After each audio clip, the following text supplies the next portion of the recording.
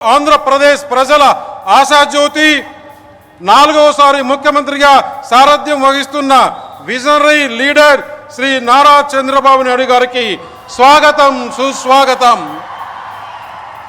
అనుకున్నది సాధించే వరకు అహర్నిశలు శ్రమిస్తానని చెప్పడమే కాకుండా చేసి చూపించిన జన సైనికుడు జనసేన పార్టీ అధినేత ఆంధ్రప్రదేశ్ రాష్ట్ర ఉప ముఖ్యమంత్రి శ్రీ కొనదెల పవన్ కళ్యాణ్ గారికి స్వాగతం సుస్వాగతం.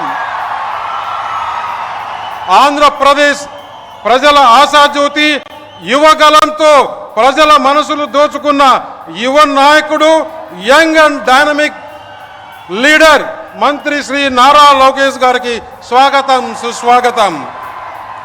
అతి పిన్న వయసులోనే కేంద్ర మంత్రివర్గంలో స్థానం పొంది దేశ ప్రజానికం గర్వించే విధంగా తన బాధ్యతలు నిర్వహిస్తున్న యువ కిషోరం శ్రీ కింజరపు రామ్మోహన్ నాయుడు గారికి స్వాగతం.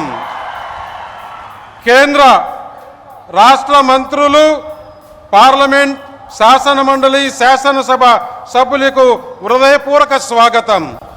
ఈరోజు మన ప్రధాన మంత్రి శ్రీ నరేంద్ర మోడీ గారి సభకు విచ్చేసిన ఉత్తరాంధ్ర సోదరీమణులకు, మీడియా మిత్రులకు స్వాగతం సుస్వాగతం. ఇది ఒక మహోన్నతమైన రోజు.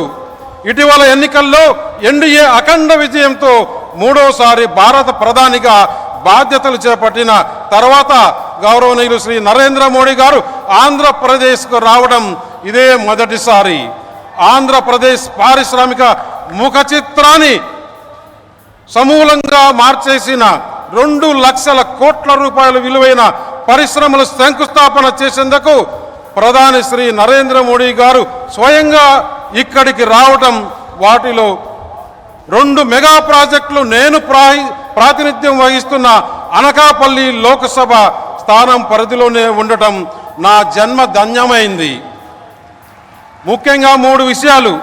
ఉక్కు సంకల్పంతో దేశాన్ని శత్రు దుర్వేదంగా మార్చి అభివృద్ధిలో, ఆర్థిక పురోభివృద్ధిలో తిరుగులేని శక్తిగా తీర్చిదిద్దేందుకు అంకుటిత దీక్షతో కృషి చేస్తున్న మన ప్రియతమ ప్రధాని నరేంద్ర మోడీ గారు ఆంధ్రప్రదేశ్ని దేశంలోనే అగ్రరాజ్యంగా స్వర్ణాంధ్రగా మార్చేందుకు అలుపెరగని కృషి చేస్తున్న దీక్ష రక్షకుడు, 4వసారి ముఖ్యమంత్రిగా రాష్ట్ర ప్రగతి పథంలో నడుపుతున్న శ్రీ నారా చంద్రబాబు నాయుడు గారు నిరంతరం ప్రజాపక్షం వహిస్తూ ప్రజల కష్టాన్ని, సమస్యల్ని తెలుసుకుంటూ వారి కోసం అహర్నిశలు శ్రమిస్తున్న ఉప ముఖ్యమంత్రి శ్రీ పవన్ కళ్యాణ్ గారు.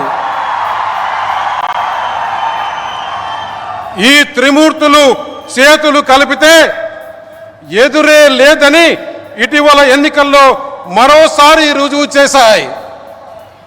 గత వైకాపా ప్రభుత్వంలో విధ్వంసకర దుర్మార్గపు పాలనలో రాష్ట్ర పారిశ్రామిక రంగంపై కారు చీకట్లు కమ్ముకున్నాయి. వైకాపా నాయకులు అరాచకాలు చూసి పారిశ్రామికవేత్తలు, పెట్టుబడిదారులు రాష్ట్రానికి రావాలంటే వణికిపోయేవారు. అప్పటికే ఉన్న పరిశ్రమల్ని కూడా వైకాపా నాయకులు భయపెట్టి రాష్ట్రం నుంచి తరిమేశారు. అలాంటి పరిస్థితుల్లో కేంద్రంలోనూ రాష్ట్రంలోనూ ఎన్డీఏ ప్రభుత్వం అధికారంలోకి రావటం, రాష్ట్రంలో విశేష పాలనా అనుభవం ఉన్న శ్రీ నారా చంద్రబాబు నాయుడు గారి సారథ్యంలో, అలాగే దేశంలో ప్రధానమంత్రి నరేంద్ర మోడీ గారి సారథ్యంలో బలమైన ఎన్డీఏ ప్రభుత్వం ఏర్పడడం పారిశ్రామికవేత్తల్లో భరోసా నింపింది.